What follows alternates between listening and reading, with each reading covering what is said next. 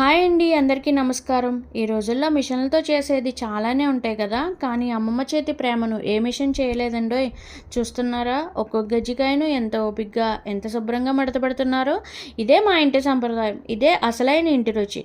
మైదా, బెల్లం, కొబ్బరి అన్నీ మంచి నాణ్యతతో ఒక్కో గజ్జికాయలో ప్రేమను నింపి చేస్తున్నాం.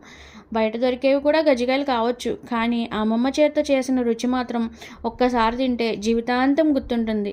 మీ ఇంట్లో ఏ పండుగ అయినా సరే, శుభకార్యమైనా లేదా టీతో కానీ తినడానికైనా మా గజ్జికాయలను ఒకసారి తప్పకుండా రుచి చూడండి. ఇలాంటి పాతకాలం వంటలు, అలాగే అమ్మమ్మ చేతి స్పెషల్ రెసిపీలు చూడాలంటే మా పేజీని ఫాలో చేయండి.